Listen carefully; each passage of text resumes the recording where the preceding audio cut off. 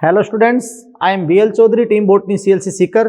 हाँ, थोड़ा स्वागत है आज के लेक्चर में। तो देखिएगा बेटा, आज अपन जो पिरामिड का पूरा डिस्क्रिप्शन है, यानी आप जानते हैं कि नंबर, पिरामिड ऑफ नंबर, संख्या के जो पिरामिड है अलग अलग कंडीशंस में कैसे आपको प्राप्त होंगे। इसके पश्चात पिरामिड ऑफ बायोमास और पिरामिड ऑफ एनर्जी, और उसके पश्चात अपन लिमिटेशंस की बात करेंगे इस लेक्चर में। आप देखिए बेटा, फर्स्ट नंबर अपन लेते हैं पिरामिड ऑफ नंबर।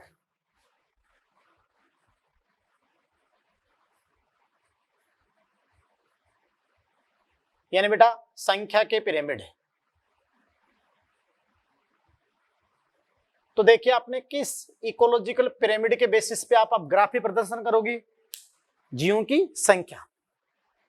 जो अपन कोई भी खाद्य श्रृंखला है उसके विभिन्न पोषक स्तरों पर जो ट्रॉफिक लेवल होते हैं T1, T2, T3, T4, उस पर अपन जीवों की संख्या। तो देखिए, अपन इसमें संख्या के पिरामिड में अपन फर्स्ट लाइन यहां पर कहेंगे बेटा कि एक पोषक स्तर की संख्या, जैसे एक ट्रॉफिक लेवल, एक पोषक स्तर की संख्या, समझ रहे हो, बराबर अपन कहेंगे कि उस पोषक स्तर पर उपस्थित सभी सजीवों की संख्या।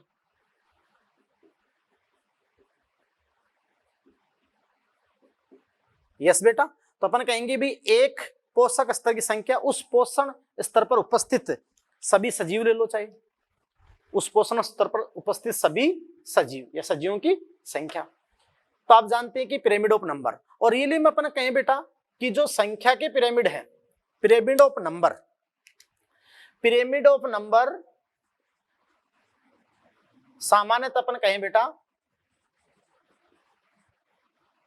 बायोटिक पोटेंशियल,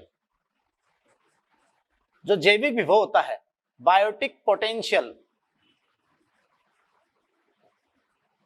का ग्राफिकल रिप्रेजेंटेशन है। ग्राफिकल रिप्रेजेंटेशन यानी बेटा ये जैविक विभव का ग्राफी प्रदर्शन है। कि अपन बात उठा कि जैविक विभव आप जानते हो कि सजीवों के अंदर, किसी भी सजीव में नई संतान उत्पन्न करने की जो कैपेसिटी होती है, अपनी जनसंख्या को बढ़ाने की जो आंतरिक दर होती है, बताया था ना वो आर वैल्यू बायोटिक पोटेंशियल। तो रियल में बायोटिक पोटेंशियल का ग्राफिकल रिप्रेजेंटेशन है, ग्राफीय निरूपण है पिरामिड ऑफ नंबर। अब आप सामान्य देखते हो कि जो भी इकोसिस्टम होते हैं और वहां पर अपन अगर फूड चेन लेते हैं तो जनरली अपन बात करें सामान्यतः ग्रेजिंग फूड चेन की बात करते हैं, सामान्यतः आप जानते हो कि प्रोड्यूसर संख्या में सबसे ज्यादा ही होते हैं, प्रोड्यूसर्स है ना, उत्पादक। तो आप जानते हैं बेटा कि सामान्यतः अपन कहेंगे यहां पर कि सामान्यतः संख्या के पिरामिड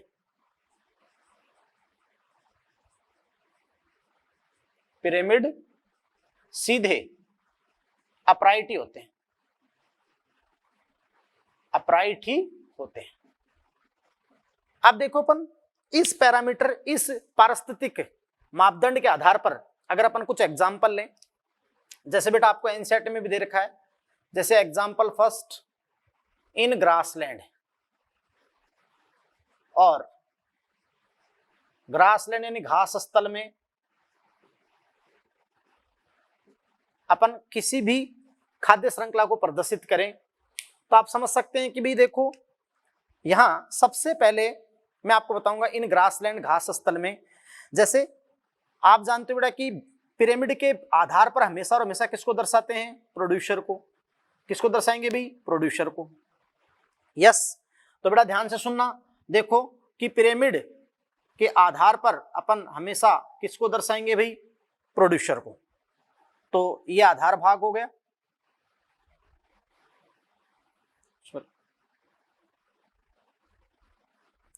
आधार भाग हो गया। यस, तो आधार भाग पर आपने किसको प्रदर्शित किया? प्रोड्यूसर को। तो primary producer PP,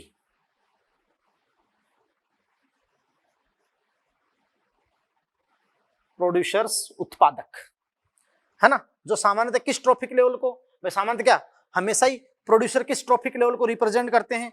T1 trophic level को। T1 ट्रॉफिक लेवल को। आप जानते हैं बेटा कि जितनी भी वहां घास के छोटे छोटे पौधे हैं सबका फंक्शनल एक ही लेवल है कि वो सारे ऑटोट्रॉप्स हैं। तो सारे ऑटोट्रॉप्स हैं तो अपन सबको प्रोड्यूसर यानी ट्रॉफिक लेवल फर्स्ट में रख लेंगे। यस बेटा, और ट्रॉफिक लेवल फर्स्ट में रखकर अपन देखो यहां पर इसका ग्राफीय निरूपण करेंगे।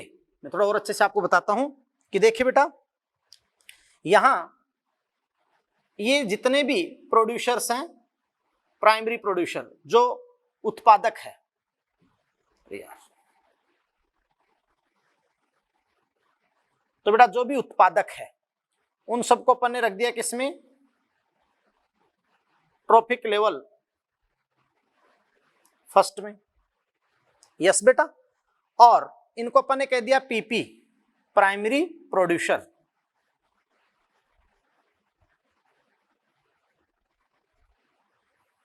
यस, ये ट्रॉफिक लेवल T1 को रिप्रेजेंट कर रहे हैं। अब अपने ये फूड चेन ले ली, यहां पर भाई अपने ग्रास बता दिया। अब अपन इस ग्रास में कोई भी फूड चेन आगे अपन ले लेते हैं, जैसे इस ग्रास में अपन आगे रिप्रेजेंट कर रहे हैं, जैसे यहां पर बेटा हिरण कितने हैं तो अपने डियर को रिप्रेजेंट कर दिया। अब इसकी तुलना में इनकी संख्या कम ही होगी और बायोटिक पोटेंशियल भी कम हो रहा है। यस, अब आप ध्यान दीजिएगा, अपन ने आगे किसको ले लिया, जैसे आगे अपन ने किसको ले लिया, वोल्फ को ले लिया, भेड़िया फोक्स या वोल्फ ले लिया। और आगे अपन ने किसको ले लिया बेटा, आगे अपन ने यहां पे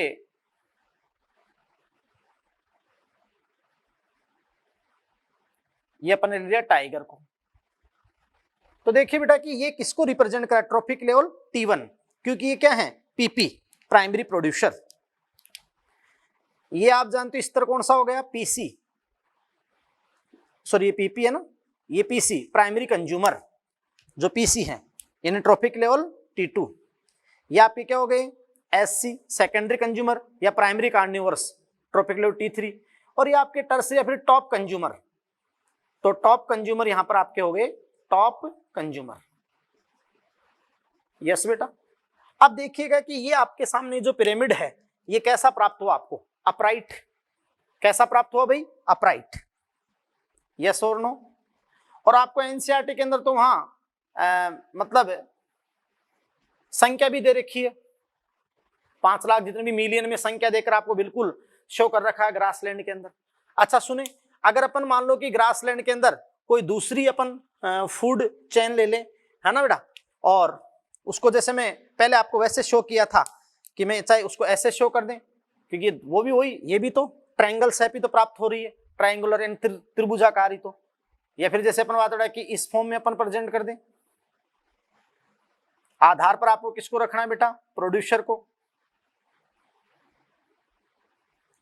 तो आधार पर आप अगर प्रोड्यूसर को रखोगे तो जैसे यहां मैं आपको बात करता हूं कि ग्रासलैंड में आप ले रहे हो तो ये ग्रास,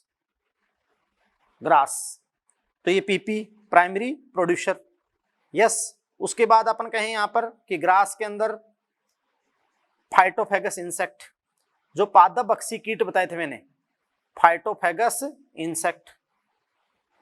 यस बेटा, अब इंसेक्ट को खाने वाले जैसे अपन कहें, सॉरी यहां अपन ले लें फ्रॉग, यहां अपन ले लें स्नैक, और यहां अपन ले लें किसको, जैसे कि अपन बात रहा कि आपको बताया था मैंने पिकॉक या हॉक, तो पिकॉक, मोर को आपने ले लिया। यस बेटा, तो आपने इंसेक्ट वो आपने बता दिया, grass, insect, frog, snake, peacock, या फिर यहां पर अपन किसको ले सकते हैं, जैसे हॉक, बाज। यस बेटा, अब बताओ ये पीपी हो गया, ये पीसी हो गया, ये एससी हो गया, अब टीसी टर्सरी पे ये आ गया, फिर टॉप कंज्यूमर गया, ये टॉप कंज्यूमर। तो यहां 5 ट्रॉफिक लेवल हो गए। लेकिन आप जानते हो कैसा हुआ, ये अपराइट। कैसा प्राप्त हुआ बेटा, अपराइट, ऊर्ध्व, सीधा ही प्राप्त हुआ ना, देखो क्लियर है। तो ध्यान से सुनना कि ग्रासलैंड के अंदर जो संख्या के पिरामिड होते हैं वो आप जानते हैं कि सीधे होते हैं, अपराइट प्राप्त होते हैं। यस बेटा। तो घास स्थल में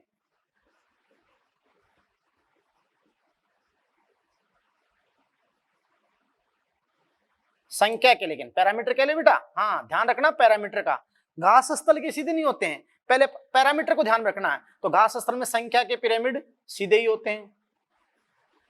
भाई आपने शुरू में कहा था कि जो खाद्य श्रृंखलाएं उनके डिफरेंट जो ट्रॉफिक लेवल हैं उसको अपन कोई भी पैरामीटर लगाकर उसका ग्राफिक प्रदर्शन करेंगे, तो यहाँ संख्या वाला पैरामीटर लगाकर ग्राफिक प्रदर्शन आपने किया। क्लियर बेटा। अब देखिएगा इन एक्वेटिक इकोसिस्टम, जो जलीय पारितंत्र होते हैं, एक्वेटिक इकोसिस्टम,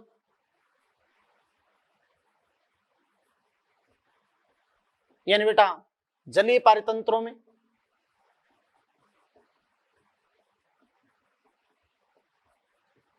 लेकिन अब आप जलीय पारितंत्रों की बात कर रहे हो तो चाहे तुम बड़े समुद्र की बात करो, तालाब की बात करो, यहाँ जलीय पारितंत्र बात करो, तो यहाँ संख्या की पिरामिड ले रहे हो। किसकी पिरामिड ले रहे हो बेटा? Pyramid of number. तो पिरामिड ऑफ नंबर यानी पैमाना यहां पर संख्या ले रहे हो, तो पिरामिड ऑफ नंबर सीधे प्राप्त होते हैं, यानी अपराइट होंगे। अपराइट क्यों भाई? क्योंकि जलीय पारितंत्र में संख्या में और जिनका बायोटिक पोटेंशियल बहुत ज्यादा होता है, जो उनको जनन करने की दर बहुत ज्यादा होती है बायोटिक पोटेंशियल, तो आप जानते हैं बेटा, क्योंकि समुद्र के जो मुख्य उत्पादक होते हैं वो होते हैं क्राइसोफाइट्स। कौन होते हैं बताओ? क्राइसोफाइट्स। यस बेटा। तो क्राइसोफाइट डायटम, सूक्ष्म पलों के डायटम बीजीय जो समुद्र के सबसे मुख्य उत्पादक होते हैं, जिनको आप कहते हैं फाइटोप्लैंक्टन। फाइटोप्लैंक्टन, ये तो कहते हो ना पादप पलवक, सूक्ष्म पलव की संरचना, डायटम बीजीय जो सर पे से फ्लोट करते हैं, समुद्री मुख्य उत्पादक, उनकी संख्या बहुत ज्यादा होती है, उनका बायोटिक पोटेंशियल हाई होता है। सही। अब फाइटोप्लैंक्टन का भक्षण करने वाले जूप्लैंक्टन की संख्या अपन लेंगे। यहां अपन पैरामीटर संख्या ले रहे हैं भाई, तो अपन जैसे ही वहां पर जूप्लैंक्टन की, सॉरी, जैसे अपन बात बेटा कि जूप्लैंक्टन की अगर अपन संख्या लेंगे, जूप्लैंक्टन जंतु पलवक, तो ये पीसी स्तर हो गया आपका। यस बेटा। उसके बाद में आप जानते हो कि आगे आप संख्या लोगे स्मॉल फिश की, छोटी मछलियों की, स्मॉल फिश छोटी मछलियों की, और उसके बाद में आप चले जाओगे किसके ऊपर? लार्ज फिश पे, लार्ज फिश। अब यहां संख्या का पिरामिड तो कैसा हो गया बेटा? अपराइट। कैसा हो गया भाई? अपराइट। तो पीपी, पीसी स्तर पर जूप्लैंक्टन, एससी स्तर पर स्मॉल फिश, और टीसी स्तर या फिर टॉप कंज्यूमर पे आपकी ये, तो ये ट्रॉफिक लेवल 1, 2, 3, 4। तो आप जानते हैं बेटा कि जलीय पारितंत्र में आपने लिए किसके पिरामिड? संख्या के। पॉन्ड या ओशियंस में, यस बेटा, तो पॉन्ड या ओशियंस में जो संख्या के पिरामिड होते हैं वो कैसे प्राप्त हुए आपको? सीधे बायोटिक पोटेंशियल के अकॉर्डिंग। यस बेटा। तो आपने ध्यान दिया ना, इसलिए कभी ये मत बोलना कि भाई जलीय पारितंत्र का ये हो जाएगा, आगे जाकर हो सकता है केस चेंज हो जाए अगर पैरामीटर दूसरा होगा वहां पर। यस बेटा। तो देखो अगर संख्या अपने पैरामीटर लिया है तो घास स्थल के भी सीधे प्राप्त होते हैं, और जलीय पारितंत्र पॉन्ड और ओशियंस के भी आपको क्या प्राप्त होते हैं? सीधे प्राप्त होते हैं। अब देखो बेटा कि कभी कभी कुछ कंडीशन बनती है जहां संख्या के पिरामिड जो होते हैं वो मतलब इन्वर्टेड, उल्टे या तर्करूपी स्पिंडल हो सकते हैं। तो वो कंडीशन क्या बनती है? तो देखिएगा,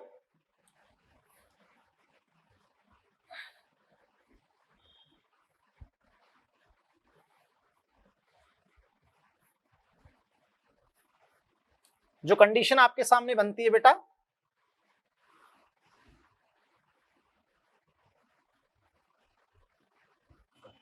तो अपन ने देखो यहां तक पॉइंट अपन ले लेते हैं, उसके बाद मैं आपको समझा देता हूं कि क्या क्या कंडीशन वहां पे बनती है, और एनसीईआरटी ने आपको कुछ फूड चेन दे रखी हैं। यस बेटा। तो देखिएगा कि जो संख्या के पिरामिड है, और सीबीएसई में, नीट में क्वेश्चंस भी वहां से आपके आए हैं। अपन ने कहा सामान्यतः यानी जनरली संख्या के पिरामिड सीधे होते हैं, या अपन कहेंगे अधिकांशतः सीधे होते हैं। लेकिन वो कौन सी कंडीशंस बनती है कि कभी कभी अपन कहें कि कभी कभी संख्या के पिरामिड,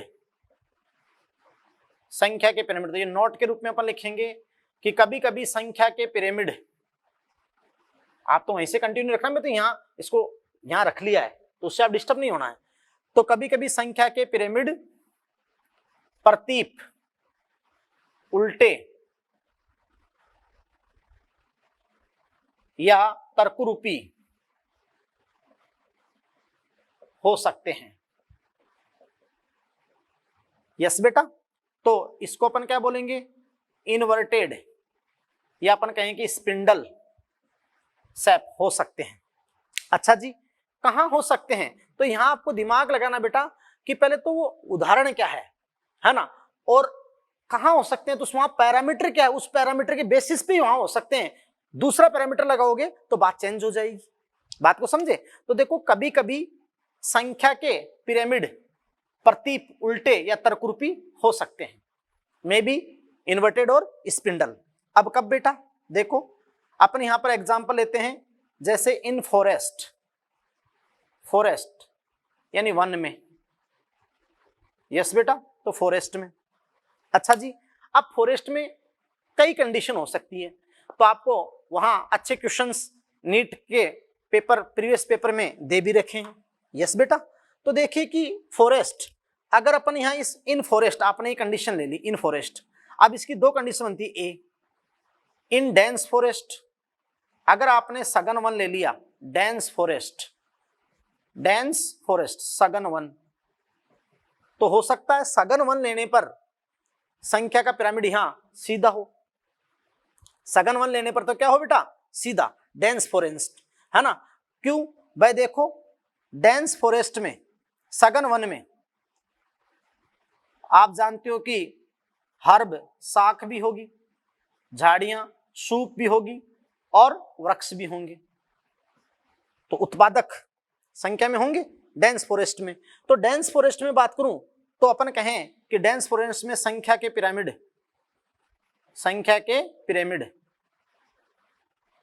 सीधे हो सकते हैं, क्योंकि आपने क्या ले लिया, डेंस फॉरेस्ट। तो देखिए बेटा, वहां अगर मैं एक नॉर्मल आपको फूड चेन बता देता हूं और उसके अकॉर्डिंग मैं आपको यहां पे एक सीधा पिरामिड भी बता देता हूं। जैसे अगर आप डेंस फॉरेस्ट लेते हो, सघन वन लेते हो,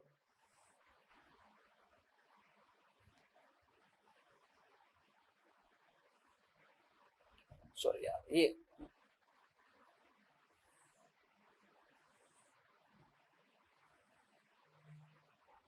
तो देखिएगा डेंस फॉरेस्ट है, तो मैंने आपको क्या बताया अभी कि वहां हर्ब, घास, सर्ब, झाड़ी और ट्री ये हैं। अब जितने वहां पर ये हैं, तो ये आप जानते हो कि पीपी प्रोड्यूसर लेवल पे आ गए। सिंपल फूड चेन ले लेते हैं अपन, जैसे वहां पर फिर हिरण की संख्या उनकी तुलना में कमी होगी और लॉयन की संख्या उनकी तुलना में और कम होगी। तो कैसा प्राप्त हुआ बताओ, अपराइट। कैसा आया बेटा, अपराइट। लेकिन अब आप ध्यान दीजिएगा कि भाई यहां पर अगर अपन ट्री डोमिनेंट इकोसिस्टम लेते हैं, यानी उस फॉरेस्ट में किसी वृक्ष को प्रभावी बनाते हैं, ट्री डोमिनेंट इकोसिस्टम, तो ध्यान दीजिएगा अगर अपन वहां बेटा देखो एक कंडीशन आपकी हो गई थी डेंस फॉरेस्ट सघन वन, लेकिन अगर अपन वहां बी कंडीशन लेते हैं, और बी कंडीशन क्या है बेटा आपके सामने, बी कंडीशन है कि tree dominant ecosystem. Tree dominant ecosystem का मतलब होता है वृक्ष प्रभावी पारितंत्र। यहां लिख दें अपन ट्री डोमिनेंट इकोसिस्टम, तो क्या होता है, वृक्ष प्रभावी पारितंत्र।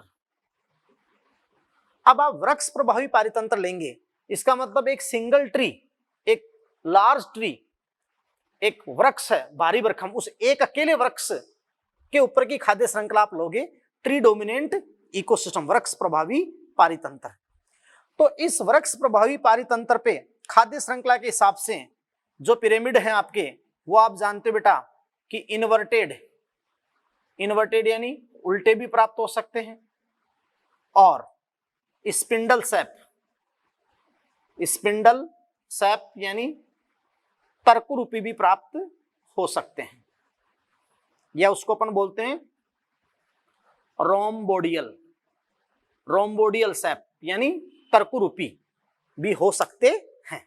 किसमें? ट्री डोमिनेंट इकोसिस्टम में।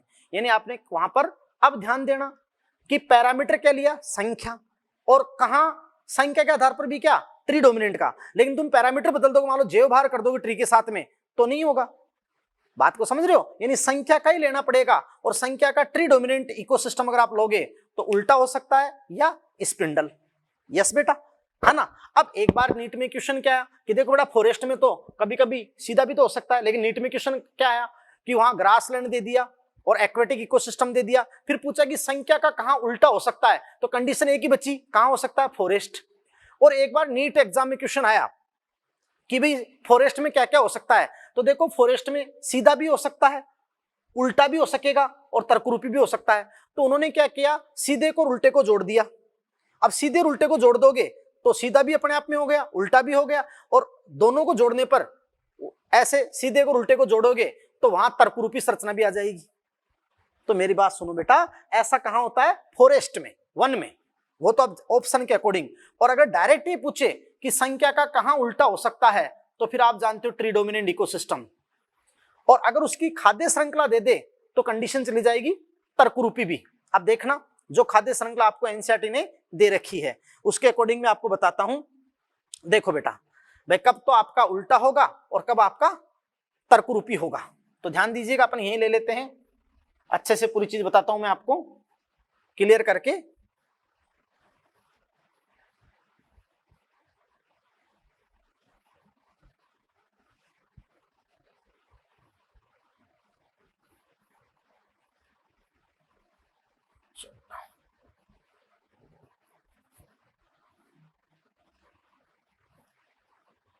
हाँ भाई, तो आपको पता है बेटा कि पिरामिड ऑफ नंबर में अपन ने यहां जो लास्ट कंडीशन ली बी, या वहां पर तो अपन ने ली ट्री डोमिनेंट इकोसिस्टम, वृक्ष प्रभावी पारितंत्र। यानी मैं फिर बार कह रहा हूं कि किसी एक वृक्ष की खाद्य श्रृंखला। यस बेटा, तो ध्यान दीजिएगा, ट्री डोमिनेंट इकोसिस्टम में आपने बताया कि इन्वर्टेड, पहली कंडीशन आपने दी इन्वर्टेड, कि प्रतीप उल्टा कब होगा। तो ध्यान दीजिएगा, अगर वहां पर आप ये खाद्य श्रृंखला लोगे, ये खाद्य श्रृंखला आप अगर लोगे,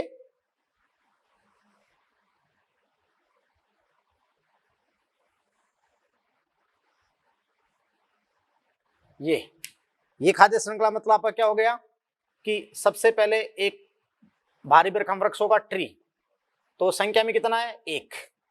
यस, उस ट्री के ऊपर बर्ड्स होंगे, पक्षी होंगे, बहुत सारे पक्षी, बर्ड। तो ये ट्रॉफिक लेवल फर्स्ट, ये ट्रॉफिक लेवल 2। और बर्ड के ऊपर क्या होंगे? पैरासाइट।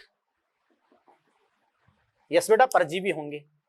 यस, तो आप समझ रहे हैं कि ये आपका जो परजीवी खाद्य श्रृंखला वाला है, मैंने आपको बताया था ना परजीवी खाद्य श्रृंखला, तो ये जो परजीवी खाद्य श्रृंखला का प्रदर्शन है, तो ये आपका क्या हो गया? प्रतीप उल्टा हो गया। यस बेटा, अब आप ध्यान दीजिएगा, अगर मैं उसी वृक्ष पर आपकी एनसीईआरटी ने जो खाद्य श्रृंखला दे रखी है, यस बेटा, कि एक वृक्ष है, यस बेटा, और एक वृक्ष पर मान लो कि भाई अनेक इंसेक्ट हैं और इन कीटों पर छोटे पक्षी। भाई देखो, एक वृक्ष है, एक वृक्ष पर अनेक इंसेक्ट हैं, कीट हैं, और उन कीटों को खाने वाले, उन कीटों पर आश्रित छोटे पक्षी हैं, और छोटे पक्षी पर आश्रित क्या है? बड़े पक्षी, लार्ज बर्ड हैं। तो फिर बताइए कि आपका फलस्वरूप जो आपकी संरचना प्राप्त होगी वो कैसी होगी संख्या के आधार पर, तो तर्करूपी आएगा बेटा। अब सुने, इस तर्करूपी के देखो अपन इस रूप में रिप्रेजेंट करें तो ध्यान दीजिएगा कि बिल्कुल ऐसे प्रोड्यूसर का जो लेवल होगा, मैं यहां पर आपको बता दूं कि जो प्रोड्यूसर का जो लेवल होगा वो बिल्कुल टैपर आएगा, बिल्कुल संकरा, जो आधार है ये आपका आधार। और वहां कभी कभी तो लिखा आएगा, तो आपको अगर कुछ दिया भी नहीं जाए, लिखा आ जाए एक संख्या एक आ जाए, तो गारंटीड समझ जाना कि वो ट्री डोमिनेंट इकोसिस्टम है, कि वृक्ष संख्या में कितना है, एक। अब देखिएगा इस वृक्ष के ऊपर जो आश्रित या इस वृक्ष के ऊपर इंसेक्ट है, ये लो जी। तो बेटा ध्यान से दीजिएगा कि इस वृक्ष के ऊपर ये अपन ने कहा कि इंसेक्ट है ना, कीट। अब ध्यान दीजिएगा कि ये ट्री है ना, ट्री संख्या में एक, ये किस स्तर को दर्शा रहा है, पीपी प्राइमरी प्रोड्यूसर, और पीसी स्तर पर प्राइमरी कंज्यूमर स्तर पर यहां पादपक्षी कीट हो गए। यस, अब इन कीटों पर आश्रित जो छोटे पक्षी हैं वो उनकी संख्या वृक्ष से तो ज्यादा होगी, लेकिन अपन कहेंगे कि इन कीटों पर आश्रित जो छोटे पक्षी हैं उनकी संख्या वृक्ष से तो ज्यादा होगी, लेकिन कीटों से क्या होगी, कमी होगी। यस, तो ये लो जी, स्मॉल बर्ड आश्रित छोटे पक्षी, तो ये कीट भक्षी पक्षी हैं, तो ये किस स्तर पे हो गए, एससी पे। आप कहोगे ना कीट भक्षी पक्षी, यस बेटा, तो सेकेंडरी कंज्यूमर प्राइमरी कार्निवोरस। और फिर इन छोटे पक्षी पर आश्रित ये, लेकिन वृक्ष तो संख्या में एक रह गया, तो उससे तो थोड़े से आप जानते बेटा ज्यादा ही होंगे, तो आप समझ रहे बेटा कि ये लार्ज बर्ड, बड़े पक्षी, लार्ज बर्ड, तो ये आपका क्या हो गया, टीसी या टॉप कंज्यूमर।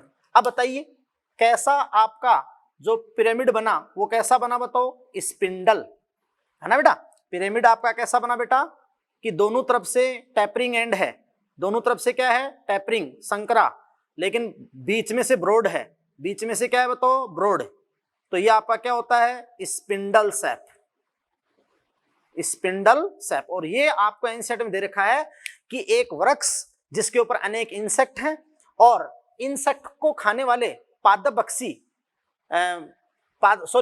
कीट भक्षी पक्षी हैं, छोटे पक्षी, और छोटे पक्षियों पर बड़े पक्षी। तो अगर तुम उनको व्यवस्थित करोगे, पैरामीटर लोगे नंबर के बेसिस पे, तो आपको एक तर्करूपी संरचना प्राप्त होगी। यस, और कभी कभी देखो यहां एक आगे तर्करूपी बायोमास के आधार पर आएगा छोटी तालाब में, लेकिन वहां और इसमें अंतर ये होगा कि बेस पे यहां संख्या कितनी होगी, एक, या बेस टैपर होगा, बेस क्या होगा, टैपर। यस, या बेटा देखो अपन एक खाद्य श्रृंखला और ले सकते हैं यहां पर कि जैसे ट्री है ना, अपन कहें बेटा कि देखो अपन ये भी ले सकते हैं कि जैसे ट्री है, ये लो जी, इस रूप में ले लो, सॉरी,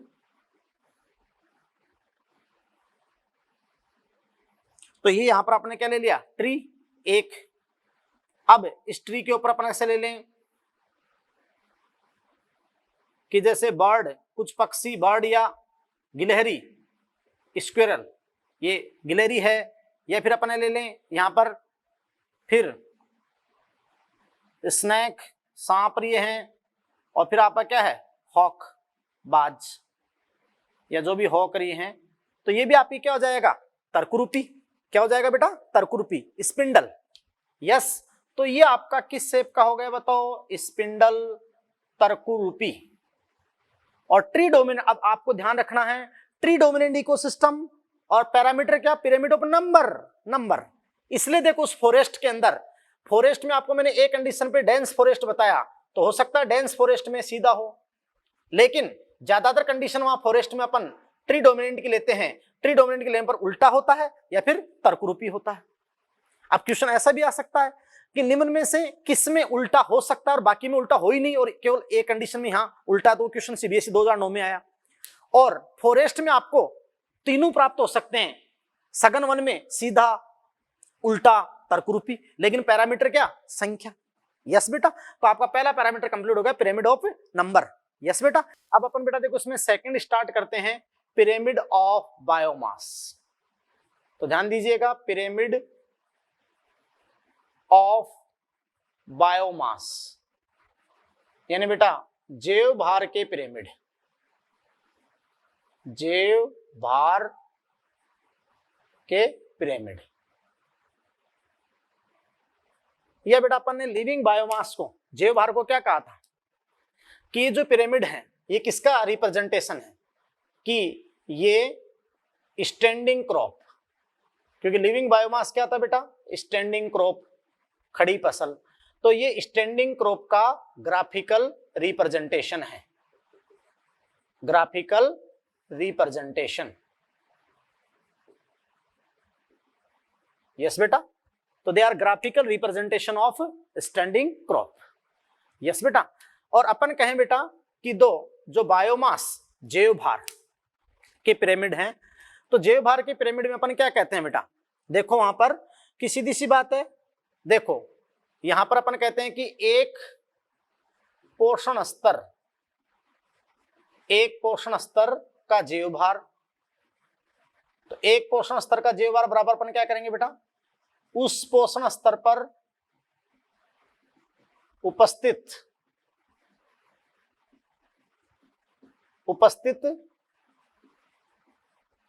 सभी जीवित जीवों का भार,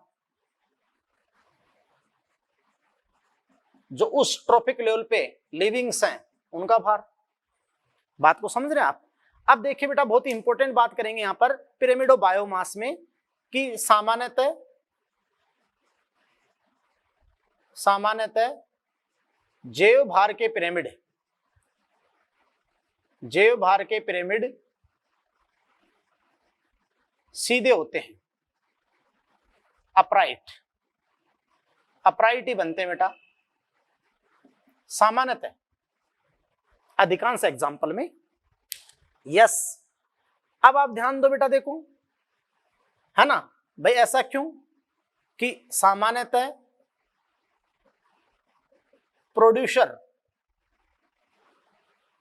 प्रोड्यूसर्स जो उत्पादक हैं, तो उत्पादकों का जैव भार उपभोक्ताओं से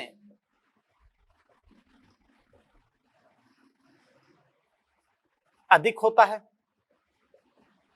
और आप बेस पे, आधार पे क्या रखोगे, उत्पादकों को, फिर आपने पैरामीटर क्या लिया, उनका बायोमास। तो जैसे उनको आप अरेंज करोगे, व्यवस्थित करोगे, तो संरचना जो आपको प्राप्त होगी वो पिरामिड होगी।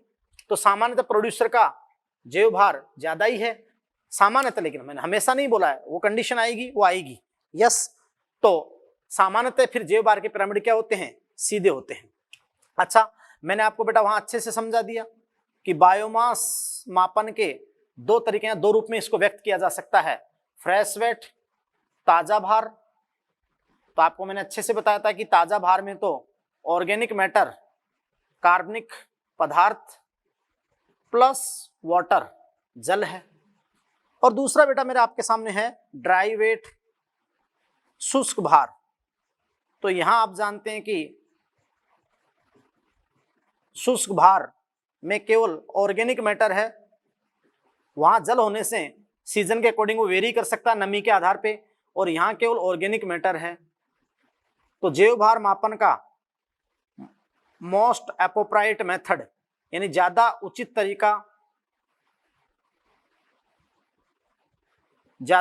तरीका जो है वो क्या है बेटा, ड्राई वेट। यस, है ना। तो अपन कहते हैं कि ज्यादा उचित आपका क्या बेटा, ड्राई वेट है। क्लियर है। अब देखिएगा बेटा कि बायोमास के आधार पर अपन कुछ एग्जांपल्स लेते हैं कि वहां पर, और उसके अपन पिरामिड बताते हैं। तो देखो एग्जांपल फर्स्ट लेता हूं मैं आपको यहां पे, एग्जांपल फर्स्ट, इन ग्रासलैंड, घास स्थल में।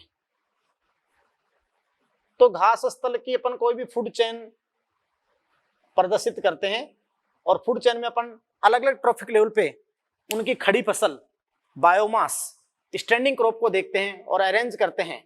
तो कैसे आकृति आती है, तो ध्यान दीजिएगा, इन ग्रासलैंड, घास स्थल में। अब ध्यान सुनो, घास स्थल में तो संख्या के पिरामिड भी सीधे थे, और जो जैव भार के पिरामिड हैं, बायोमास के पिरामिड,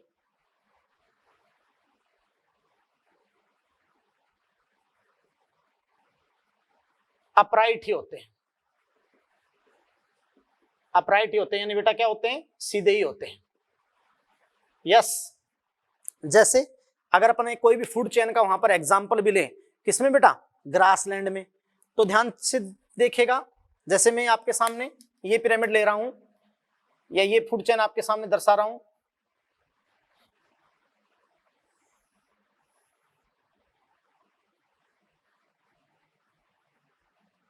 तो देखिएगा वहां अपन बात कर रहा कि ग्रासलैंड, तो जितने भी पूरी घास, जितने भी प्रोड्यूसर्स है, उसका आप अगर बायोमास लोगे, स्टैंडिंग क्रॉप लोगे, तो वो ज्यादा ही होगी। यस, तो ये किसको रिप्रेजेंट कर रहा है, प्राइमरी प्रोड्यूसर को। अब वहां हो सकता है कि अपन बात रहा कि 1, 2 या 10, 5 डियर हो, हिरण हो, तो उनकी खड़ी फसल स्टैंडिंग क्रॉप कम ही आएगी पीसी स्तर पे। और फिर अपन अगर बात करें वॉल्फ, यस, या आप आगे अपन बात करें, हो सकता है लोइन या वहां पर टाइगर आ जाए एक। यस, तो ये एससी और ये टीसी। तो ये आपका पिरामिड कैसा है बेटा, अपराइट। क्लियर। और एक बात कहेंगे अपन कि ऐसा कौन सा पारितंत्र है जहां तीनों ही, संख्या का भी, भार का भी और आगे ऊर्जा का तो हमेशा आना ही सीधा ही है, तो सीधा होगा, तो वो आपका ग्रासलैंड ही है बेटा। यस, अब देखिए बेटा, बहुत इंपॉर्टेंट बात बताता हूं मैं आपको कि आपने ग्रासलैंड में अपराइट ही बताया।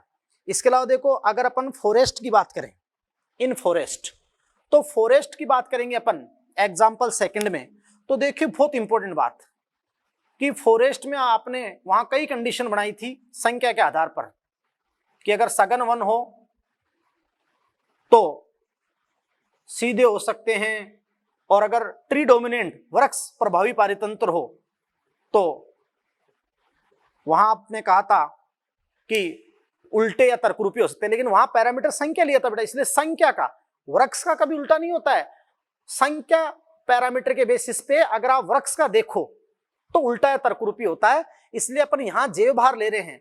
और इन फॉरेस्ट वन में बायोमास के पिरामिड जो होंगे, जैव भार के पिरामिड, अब देखना अपने पैरामीटर बदल दिया, बायोमास के पिरामिड, जैव भार के पिरामिड।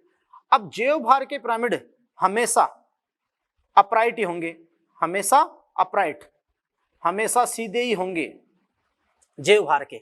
जैसे तुम फॉरेस्ट की कोई भी ले लो, चाहे एक बात तो कोई भी फूड चेन ले लेना, जैसे पहले तुम चाहे सघन वन की ले लो, मैं यहां सघन वन की बता देता हूं एक बार के लिए। यस बेटा, तो पहले देखो तुम चाहे सघन वन की ले लो,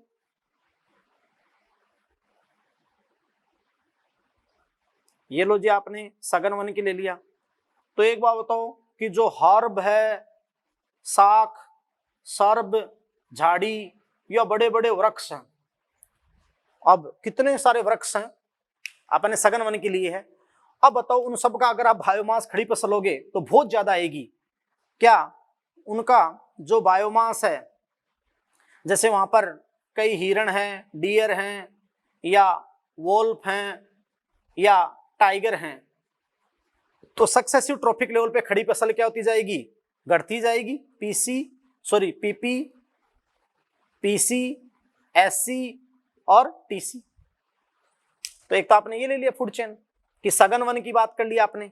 यस बेटा, और मैं आपको बता दूं कि वन में तो तुम चाहे सघन वन की बात करो, चाहे ट्री डोमिनेंट की बात करो, वृक्ष प्रभावी एक वृक्ष की खाद्य श्रृंखला ले लो, तो अगर आप बायोमास लेते हैं, बायोमास वहां लेते हैं, तो हमेशा क्या होगा, अपराइट ही होगा। यस बेटा, जैसे यहीं पर आप देख लीजिएगा, नेक्स्ट ले लो, नेक्स्ट ले लो, इन फॉरेस्ट में है ना बायोमास के परिणाम हमेशा अपराइट।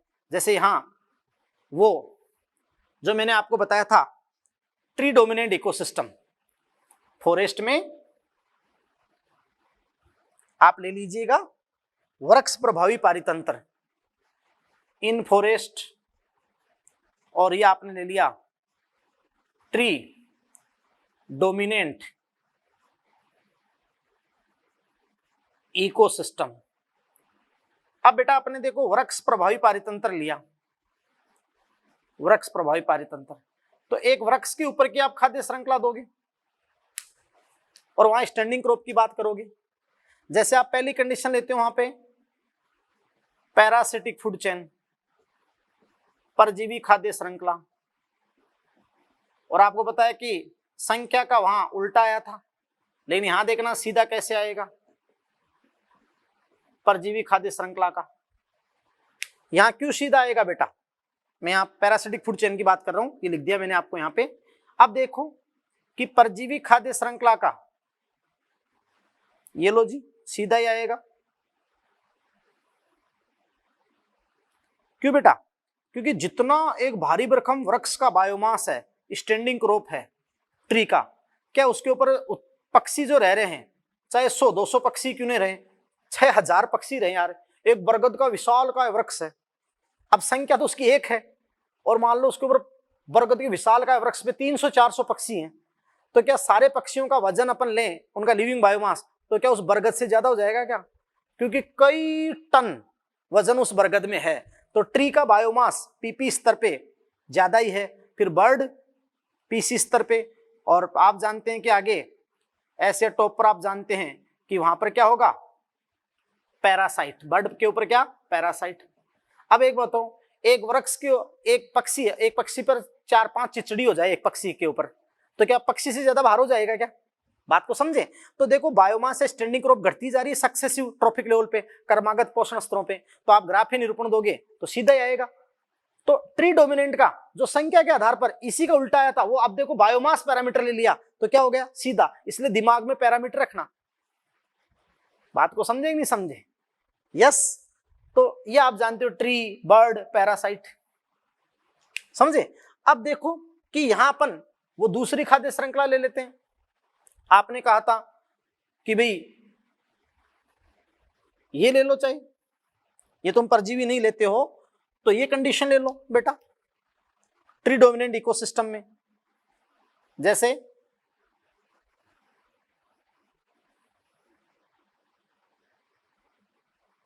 ये अपन ने लिया ट्री, वृक्ष, भारी भरकम वृक्ष, उसका बायोमास पीपी, पीसी स्तर पे आपने कुछ पक्षी, बर्ड या गिलहरी, स्क्वेरल, ये ले सकते हो, ले लिया पीसी स्तर पे, ठीक है बेटा। ये लो स्नैक, वहां सांप आ गया, ये ले लो, और ये लो चाहे इसको आप सीधा हॉक या जो पिकॉक लिया था आपने, ये ले लो चाहे। बोलो कैसा आया बायोमास का पिरामिड, सीधा ही तो आया, क्लियर। अब आप देखिएगा कि बायोमास में कंडीशन बनती है और उस कंडीशन का अपन जिक्र करते हैं, तब जाकर आप कहते हो कि जो बायोमास का पिरामिड वहां इन्वर्टेड, उल्टा या तर्करूपी है। तो देखो कंडीशन कौन सी बनती है, तो ध्यान से सुनना बेटा।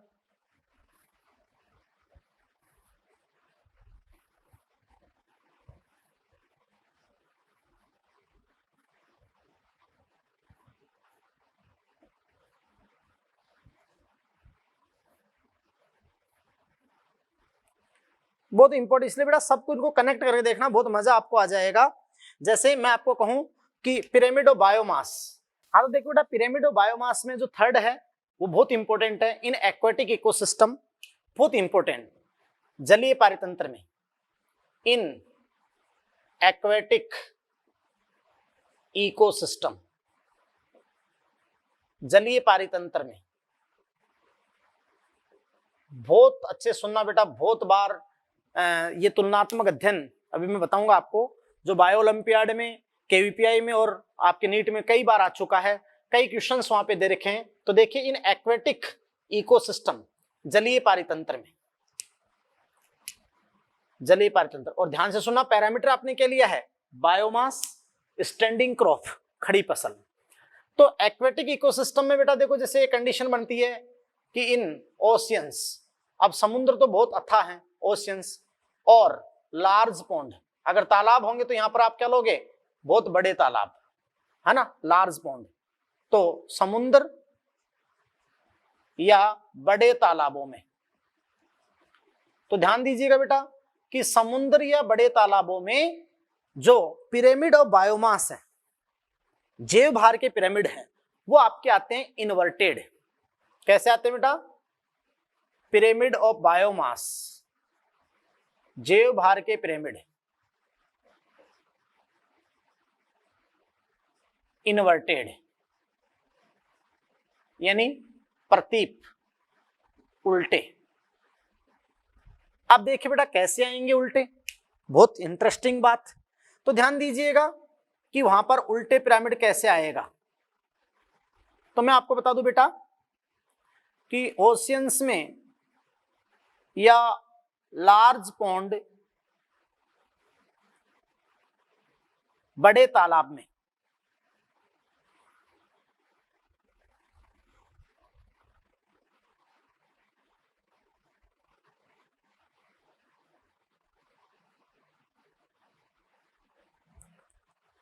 ओशियंस या लार्ज पॉन्ड में, मैं एक बार अच्छे से बना देता हूं, कोई नहीं। यस बेटा, तो ध्यान दीजिएगा, ओशियंस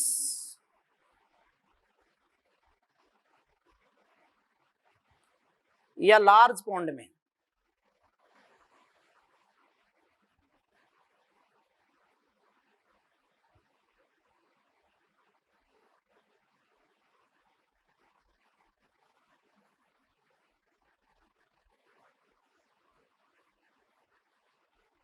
ये लो जी। अब ओशियंस और लार्ज पॉन्ड के अंदर जो पिरामिड ऑफ बायोमास है वो उल्टे क्यों आते हैं? तो देखिए कि वहां जो ओशियंस की फूड चेन है वहां पर आपको पता है बेटा कि पीपी स्तर पे प्राइमरी प्रोड्यूसर यानी ट्रॉफिक लेवल T1, तो वहां पे होते हैं फाइटोप्लैंक्टन, फाइटोप्लैंक्टन पादप पलवक, जैसे आपको मैंने बताया था कि डायटम डेस्मिड। फिर आप समझ सकते हैं कि वहां नेक्स्ट ट्रॉफिक लेवल पे, सक्सेसिव ट्रॉफिक लेवल पे, क्रमागत पे, पीसी स्तर पे वहां पे आपके होते हैं जू प्लैंक्टन, जंतु पलवक। और फिर आप जानते हैं कि वहां एससी स्तर पे ट्रॉफिक लेवल T3 में वहां होती है स्मॉल फिश, स्मॉल फिश। और फिर आप जानते हैं क्या होती है वहां पे? Large fish. ये आप जानते हैं कि TC, या फिर आप जानते हैं टॉप पे, और ये आपका T4, यही होता है बेटा। इसका मतलब ये हुआ कि ओशियंस में या लार्ज पॉन्ड में पिरामिड ऑफ बायोमास इन्वर्टेड उल्टे क्यों प्राप्त हुए? क्यों प्राप्त हुए बेटा? कि वहां फाइटोप्लैंक्टन का बायोमास, फाइटोप्लैंक्टन का बायोमास जू प्लैंक्टन के कंपैरिजन में कम है। और फिर आप जानते हो कि स्मॉल फिश के कंपैरिजन में जू प्लैंक्टन का कम है और लार्ज के कंपैरिजन में स्मॉल फिश का कम है। सीधी सी बात है बेटा, जो फाइटोप्लैंक्टन होते हैं समुद्र के मुख्य उत्पादक, तो वो तो सरफेस पे जल की धाराओं के साथ, आप जानते हैं कि सरफेस पे रहेंगे, सनलाइट मिले उनको, तो जल धाराओं के साथ निष्क्रिय गति करते हैं, तभी तो आप बोलते हैं ना प्लैंक्टन, पैसिव मूवमेंट करते हैं और वो बहुत सूक्ष्म होते हैं, तो उनका बायोमास जो होता है वो जू प्लैंक्टन के कंपैरिजन में क्या है? कम है। और फिर आप जानते हैं स्मॉल फिश का लार्ज फिश के कंपैरिजन में, क्योंकि बहुत विशाल काय मछलियां, उनका जैव भार अपने आप में ज्यादा है। यस बेटा, तो ये कंडीशन बन गई। अब ध्यान दें, लेकिन जब अपने यही खाद्य श्रृंखला, यही ओशियन से लार्ज पॉन्ड और यही खाद्य श्रृंखला पर अपने पैरामीटर लगाया था संख्या का, तो आप जानते हैं कि भाई वहां संख्या का सीधा आया था, लेकिन जैव भार के आधार पर उल्टा आया। तो फिर यहाँ एक बहुत महत्वपूर्ण नोट बनता है, और वो नोट क्या बनता है बेटा? बहुत इंपॉर्टेंट। यस, वो नोट ये बनता है बेटा कि फाइटोप्लैंक्टन का अपना बायोमास कम होता है। यस बेटा, आप क्या कहते हो कि फाइटोप्लैंक्टन बोले तो पादप पलवक का अपना बायोमास यानी बेटा जैव भार कम होता है। यस, लेकिन ये अपने से अधिक जैव भार वाले जू प्लैंक्टन का, है ना बेटा, ये अपने से अधिक जैव भार वाले जू प्लैंक्टन जो अगले पोषण स्तर पर हैं, जू प्लैंक्टन। यस बेटा, तो आप जानते हैं कि अपने से अधिक जैव भार वाले जंतुओं का जू प्लैंक्टन को जू प्लैंकटन को पर्याप्त भोजन उपलब्ध करा पाते हैं, पर्याप्त भोजन उपलब्ध करा पाते हैं। बेटा आपने वहां भी कंसेप्ट पढ़ा था कि जलीय पारतंत्रों की जो एनपीपी होती है, नेट प्राइमरी प्रोडक्टिविटी, नेट का मतलब होता है कि वहां फोटोसिंथेसिस ज्यादा हो सकता है जल में, लेकिन श्वसन में खर्च होने के बाद जो अवेलेबल फूड है, संचयन की दर है वो कम है, और स्थल की एनपीपी क्या है, ज्यादा है, क्योंकि वहां भारी भरकम वृक्ष होते हैं। यस, तो तभी तो अपन कहते हैं कि फाइटोप्लैंक्टन का अपना बायोमास, जैव भार कम होता है, लेकिन ये अपने से अधिक जैव भार वाले जंतुओं या जू प्लैंकटन को पर्याप्त भोजन उपलब्ध करा पाते हैं। यानी ये अपने से ज्यादा जैव भार वाले, क्वेश्चन आता है कि फाइटोप्लैंक्टन की खड़ी फसल तो कम है, उनका बायोमास कम है, फिर वो अपने से ज्यादा जैव भार वाले जू प्लैंक्टन की पोषण की आपूर्ति कैसे कर पाते हैं। तो देखो ये कैसे उपलब्ध करा पाते हैं उनको, ये बोल आप जानते हैं, क्योंकि मैं बता दूं बेटा, क्योंकि इनकी जो फाइटोप्लैंक्टन की, क्योंकि इनकी जनन क्षमता यानी बायोटिक पोटेंशियल, जैविक विभव, बायोटिक पोटेंशियल जैविक विभव उच्च होता है। यस बेटा, यानी अपन कहें कि आर वैल्यू बताई थी आपको, आर वैल्यू उच्च होती है। यस बेटा, अर्थात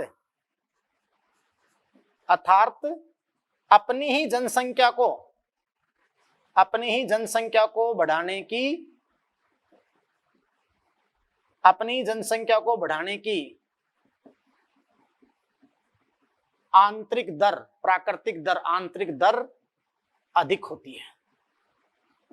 यस बेटा, तो ध्यान दीजिएगा कि फाइटोप्लैंक्टन का बायोमास कम होते हुए भी अपने से अधिक जैव भार वाले जंतुओं को पोषण आपूर्ति करा पाते हैं, पर्याप्त भोजन उपलब्ध कराते हैं, क्योंकि उनकी जनन क्षमता या अपनी ही जनसंख्या को बढ़ाने की आंतरिक दर अर्थात बायोटिक पोटेंशियल क्या होता है, उच्च होता है बेटा। और जान से सुनना, इनका लाइफ स्पान मतलब जीवन अवधि, जीवन अवधि क्या होती है, शॉर्ट होती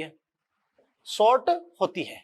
तो जब जू प्लैंक्टन की एक जनरेशन तक फाइटोप्लैंक्टन की 2-3 जनरेशन पूरी हो जाती है, यानी जीवन अवधि कम होती है, और बहुत तेज गति से डिवाइड होते हैं, बहुत तेज गति से अपनी संख्या बढ़ाते हैं, और अपनी संख्या बढ़ाकर अब संख्या बढ़ाएंगे, तो इसका मतलब आपने कह दिया ना बायोटिक पोटेंशियल उच्च होगा, और बायोटिक पोटेंशियल उच्च होगा तो आप जानते हो कि संख्या के पिरामिड तो इनके सीधे आएंगे, लेकिन बायोमास के क्या आएंगे, आप जानते हो कि उल्टा आएगा बायोमास का।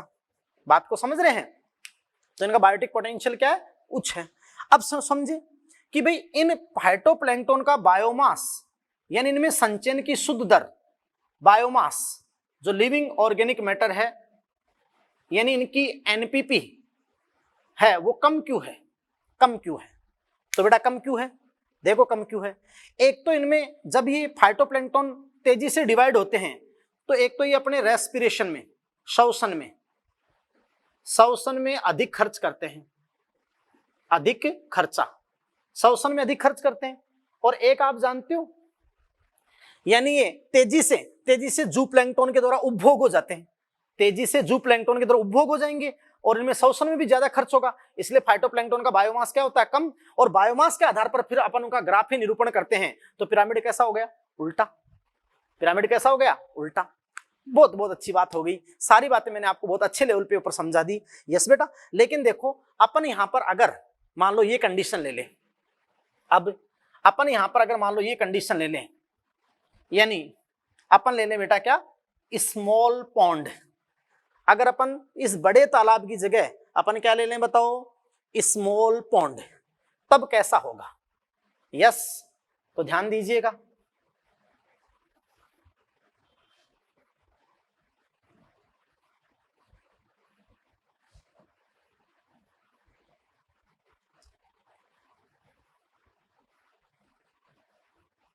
ये लो जी। अगर अपन यहां बेटा कंडीशन ले लें, ये सेकंड कंडीशन आप आगे नोट करेंगे, स्मॉल पॉन्ड, छोटा तालाब या लेक, जैसे मीठे पानी की झील, फिर आप जानते हो कि जो पिरामिड होगा बायोमास का पिरामिड वो कैसा प्राप्त होगा आपको। तो यहां देखना स्मॉल पॉन्ड में, छोटे तालाब में पिरामिड ऑफ बायोमास, बेटा जैव भार के पिरामिड यहां कैसा होगा, स्पिंडल तर्करूपी प्राप्त होगा। भाई तर्करूपी क्यों प्राप्त होगा, रोम्बोडियल, यस तर्करूपी, यस बेटा। अब या तो तर्करूपी कंडीशन बनी थी, कहां बनी थी, ट्री डोमिनेंट में, जब वो खाद्य श्रृंखला आई थी कि एक वृक्ष, उसके ऊपर कीट, पादपक्षी कीट, कीटों पर आश्रित कीट भक्षी पक्षी, छोटे पक्षी, फिर बड़े पक्षी, तो वो तो आपका संख्या पैरामीटर लिया था, लेकिन यहां पर आप जैव भार ले रहे हो। तो देखो स्मॉल पॉन्ड में, लेकिन स्मॉल पॉन्ड में आप पैरामीटर क्या लोगे, पिरामिड ऑफ बायोमास, तब आपका स्पिंडल सैप आएगा, स्पिंडल सैप। अब तर्करूपी भी दो हो गए, लेकिन आप कैसे तो इस छोटे तालाब वाले तर्करूपी को पहचानो जो जैव भार के आधार पर है, और कैसे उस वृक्ष प्रभावी पारितंत्र की श्रृंखला के आधार पर जो संख्या का दिया था उसको, तो वहां पहचाने तरीका है, उसमें नीचे नीचे छोटा टैपर आएगा बिल्कुल, क्योंकि संख्या कितनी थी, एक।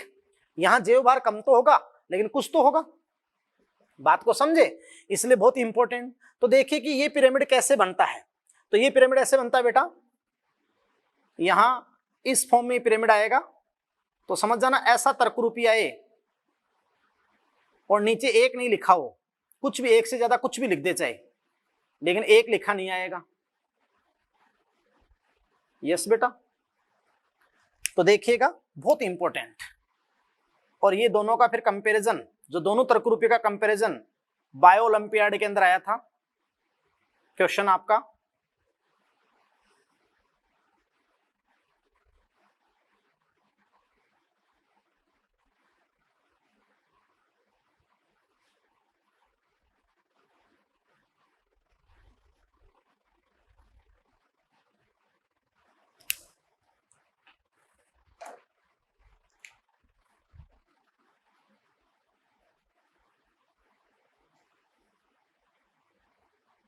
ये लो जी। तो बेटा देखो ये तर्करूपी आ गया आपका। अब देखो यहां पर पीपी स्तर पर तो वही आएंगे, PP primary producer phytoplankton, phytoplankton, ये लो पादपलोक। अब पीसी स्तर पर क्या होंगे बेटा, देखो जूप्लैंक्टन, जूप्लैंक्टन, और फिर यहां पर क्या होगी बेटा, वो देखो स्मॉल फिश।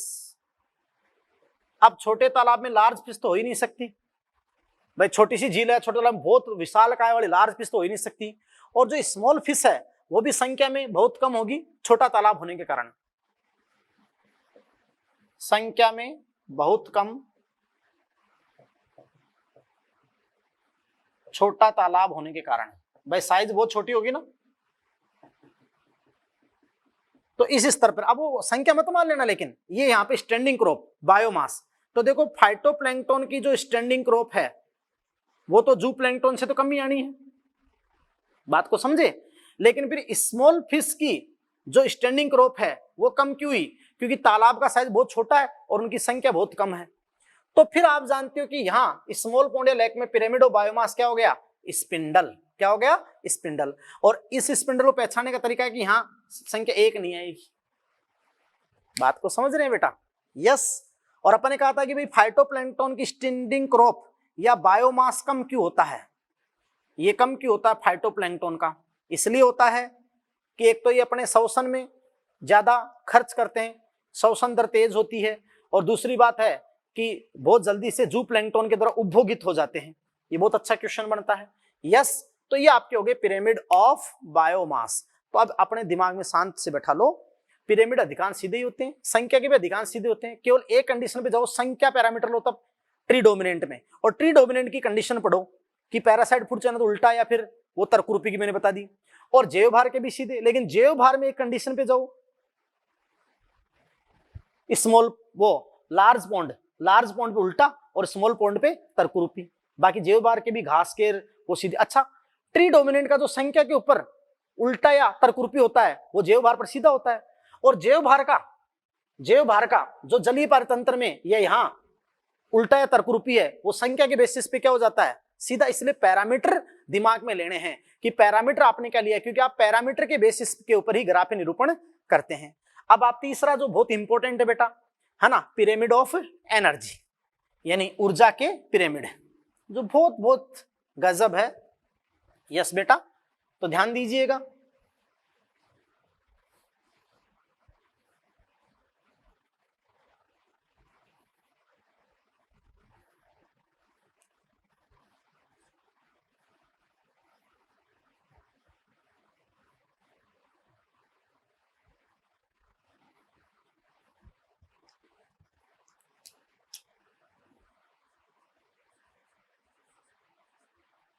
जो थर्ड है बेटा,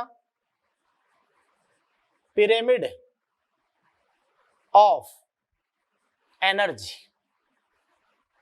यानी ऊर्जा के पिरामिड।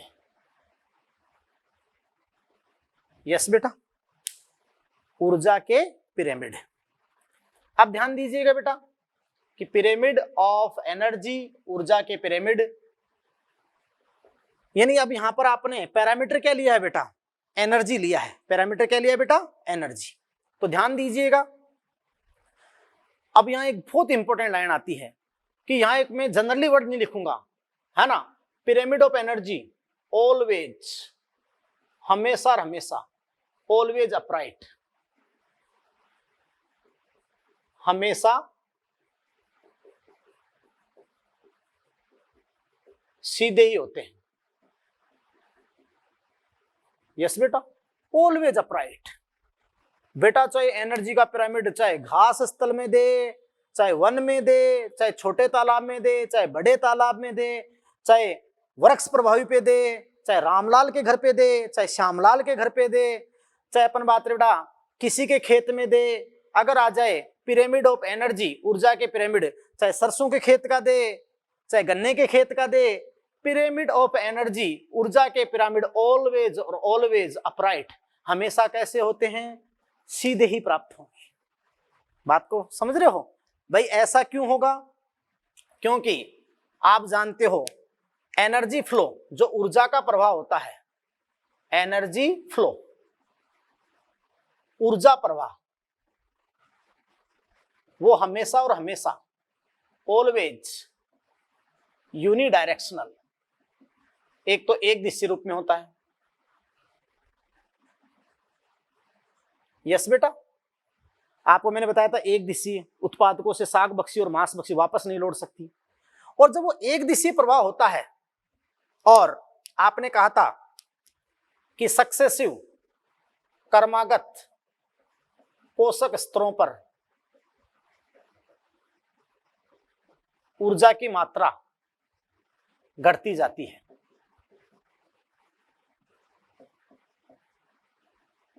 यानी amount of energy decreases at successive trophic level. Yes बेटा, आप फिर क्या कहोगे कि ऊर्जा का प्रवाह लिंडमान के 10% नियम के अनुसार होता है। यस बेटा, इन्हें अपन कहते हैं कि according rule of ecological 10%। Yes बेटा, इस रूल के अकॉर्डिंग निचले से ऊपरी पोषण स्तर पर मात्र 10% ऊर्जा ही ट्रांसफर होती है, प्रवाहित होती है, स्थानांतरित होती है। शेष 90% ऊष्मा के रूप में ह्रास हो जाती है। यस बेटा, हीट के रूप में लॉस हो जाता है। तो बताओ, सारा बता दिया था ना। इसलिए आप कहते हो कि पिरामिड ऑफ एनर्जी, ऊर्जा के पिरामिड सदैव और सदैव कैसे होंगे बेटा, सीधे होंगे। यस, अब मैं आपको बता दूं वहां बहुत इंपॉर्टेंट एक घटना बताऊंगा जो एनसीईआरटी में आपको दे रखा है। अब देखिए बेटा, यहाँ अपन एनर्जी का पिरामिड रिप्रेजेंट करते हैं आपके सामने। तो एनर्जी का पिरामिड रिप्रेजेंट करते हैं तो ध्यान दीजिएगा किस फॉर्म में अपन बनाएंगे बेटा। तो ध्यान दीजिएगा, जैसे बेस पे आप सबसे पहले क्या रखते हो, बेस पे आप रखोगे प्रोड्यूसर को,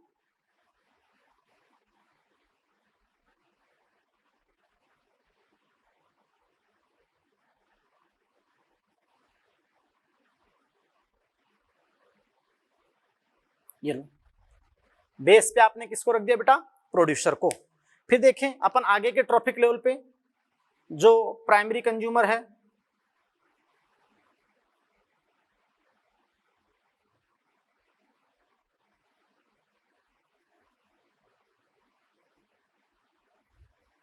यस, आगे अपन जैसे सक्सेसिव ट्रॉफिक लेवल रखते जाएंगे।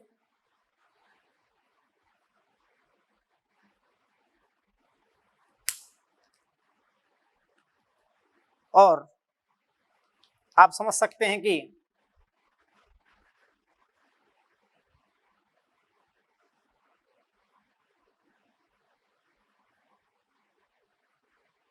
ये लो जी, तो ये आपको मैंने अपराइट एक सीधा एनर्जी का पिरामिड बनाया।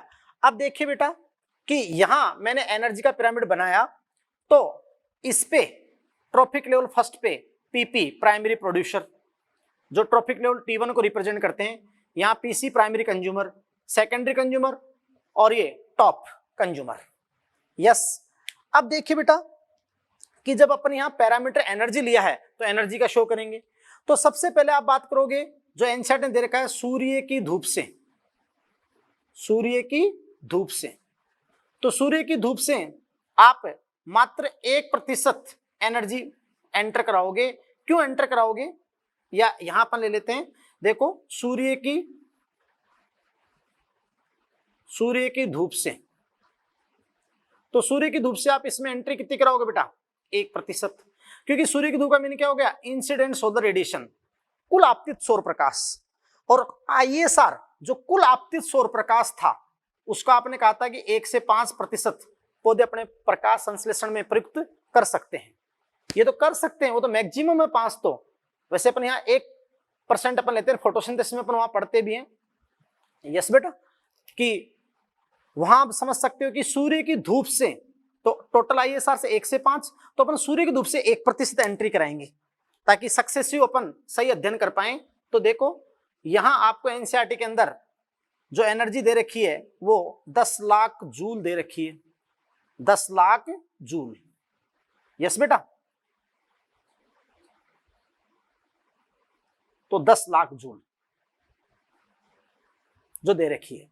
अब उसकी 1% प्रोड्यूसर पे, ट्रॉफिक लेवल प्रोड्यूसर अपने फोटोसिंथेसिस में, यस, जो जीपीपी है उनकी है ना, तो 1% आपको, तो यहां पे आपकी हो जाएगी 10,000, कितनी हो जाएगी बेटा, 10,000 जूल।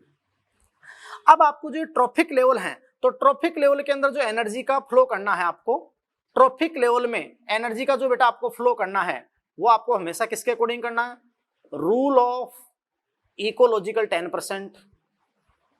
रूल ऑफ इकोलॉजिकल 10% क्या कहता है बेटा, कि निचले से ऊपरी पोषण स्तर पे, इस पोषण से इसमें आपको, या अपन ऐसे कहें कि इससे इसमें आपको कितना प्रतिशत करना ट्रांसफर, 10, फिर इसमें जो आगे उसके बाद आपको आगे कितना 10, और फिर अपना आगे कितना करना है 10%, इन रूल ऑफ इकोलॉजिकल 10%। तो 10,000 जूल का जो 10% है वो आपका है 1000 जूल, 1000 का जो है वो है 100 जूल, और 100 का जो है वो है 10 जूल। यस बेटा, तो ये आपका एनर्जी का पिरामिड हो गया। यस बेटा, और देखो बहुत इंपॉर्टेंट बात बताता हूं कि टॉप ट्रॉफिक लेवल पे, टॉप कंज्यूमर पे कितनी एनर्जी अवेलेबल है, उतना ही इस खाद्य श्रृंखला का स्थायित्व है। तो मैं आपको एक बहुत इंपॉर्टेंट नोट लिखता हूं, बहुत इंपॉर्टेंट नोट, कि पारितंत्रों के स्थायित्व के बारे में, पारितंत्रों के स्थायित्व के बारे में सबसे स्पष्ट सूचना ऊर्जा के पिरामिड देते हैं। पारितंत्रों के स्थायित्व के बारे में सबसे स्पष्ट सूचना ऊर्जा के पिरामिड देते हैं। ये लो बेटा, यस। तो पारितंत्रों की स्थायित्व के बारे में सबसे स्पष्ट सूचना ऊर्जा के पिरामिड देते हैं। यस बेटा, बात क्लियर है ना? ये आपकी बात हो गई। अब देखिए अपन नेक्स्ट इन जो पिरामिड हैं, तो पिरामिड की अपन आपके सामने आपको बताते हैं लिमिटेशंस, यानी जो पिरामिड हैं इकोसिस्टम में उनकी लिमिटेशंस क्या हैं, उनकी सीमाएं क्या हैं। यस बेटा, तो ध्यान दीजिएगा, इकोसिस्टम में जो एनर्जी फ्लो में आपने पिरामिड बनाए तो उनकी लिमिटेशंस क्या है उसके बारे में आपको अपन बताते हैं आगे।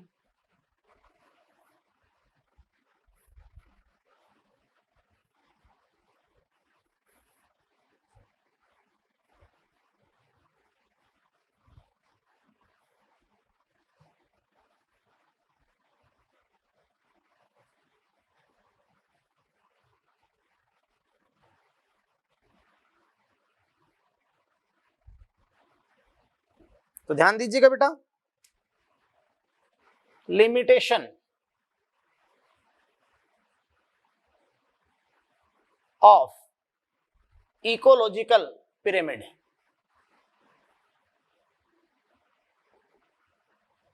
यानी जो सीमाएं हैं, लिमिटेशंस हैं, वो क्या कहती हैं। तो बहुत ही इंपॉर्टेंट बात आपको मैं बता दूं बेटा, देखो फर्स्ट आपकी लिमिटेशन क्या है कि पारितंत्र, सॉरी मैं आपको बताऊं कि इकोलॉजिकल पिरामिड पारिस्थितिक पिरामिड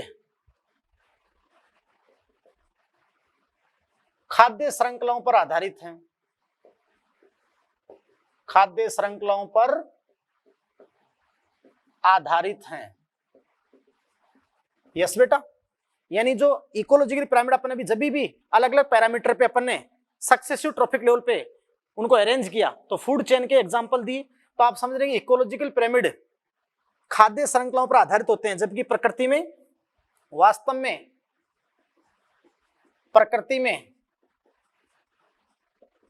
में खाद्य जाल विद्यमान होते हैं। यानी बेटा कहीं किसी भी पारितंत्र में किसी एक जगह पर एक अकेली खाद्य श्रृंखला का अस्तित्व ही नहीं हो सकता है, क्योंकि प्रकृति में अपने बताते हैं कि वास्तव में क्या होते हैं, खाद्य जाल। यस बेटा, फिर देखो बेटा बहुत इंपॉर्टेंट मैं आपको बात बताऊं जो है वो क्या बात है कि देखो बेटा कि पिरामिड में जो अपने लिमिटेशन या कमी रखी गई वो क्या रखी गई, जो सबसे इंपॉर्टेंट है, इन चीजों का यहाँ पर ध्यान भी रखा गया। फिर वो लिमिटेशंस बन गई कि पिरामिड में सभी जीवों को, आपने पहले लिख दिया कि पिरामिड में सभी जीवों को फूड चेन के रूप में व्यक्त किया जाता है, लेकिन प्रकृति में फूड चेन का अस्तित्व ही नहीं है। प्रकृति में वास्तव में क्या मिलते हैं, खाद्य जाल। यस, फिर नेक्स्ट अपन कहते हैं कि पिरामिड में डिकम्पोजर को, सबसे इंपॉर्टेंट, पिरामिड में डिकम्पोजर्स को क्या कहीं पर डिकम्पोजर को दर्शाया गया, क्योंकि आधार पे प्रोड्यूसर रखे गए और केवल ग्रेजिंग फूड चेन की बात की गई, तो सामान्यतः ग्रेजिंग फूड चेन में डिकम्पोजर को आप दर्शाते ही नहीं हो। तो पिरामिड में डिकम्पोजर को, अपघटकों को नहीं दर्शाया गया, डिकम्पोजर को नहीं दर्शाया गया, जबकि आपने क्या कहा था कि डिकम्पोजर जो अपघटक हैं, डिकम्पोजर पारितंत्र के आवश्यक घटक हैं। यस बेटा, इसेंशियल कंपोनेंट हैं, अनिवार्य कंपोनेंट हैं। यस बेटा, पारितंत्र के आवश्यक घटक हैं डिकम्पोजर, अत्यंत महत्वपूर्ण है ना बेटा, समझ रहे हो, क्योंकि ये खनिज चक्रण में महत्वपूर्ण भूमिका निभाते हैं, क्योंकि ये खनिज चक्रण में महत्वपूर्ण भूमिका निभाते हैं। अच्छा, इनको कहीं स्थान ही नहीं दिया गया, ये बड़ी लिमिटेशन है पिरामिड की। अच्छा सुनिए कि पिरामिड में मैं आपको बताऊं बहुत इंपॉर्टेंट बात जो आपने बताई कि प्रत्येक जीव को केवल एक पोषण स्तर से संबंधित किया जाता है, समझ रहे हो? पिरामिड में ये बात पक्का है कि उस टाइम पर, तो ध्यान दीजिएगा कि पिरामिड में तीसरी लिमिटेशन, प्रत्येक जीव को एक ही अर्थात निश्चित एक ही पोषण स्तर से संबंधित किया जाता है। जबकि बेटा अपन ने अनेक एग्जाम्पल दिए थे, वहां पर अपन ने कई एग्जाम्पल्स दिए थे कि भाई आप जानते हो, आपने कहा कि पिरामिड में प्रत्येक जीव को केवल एक पोषण स्तर से संबंधित किया जाता है, जबकि प्रकृति में एक ही समय में एक जीव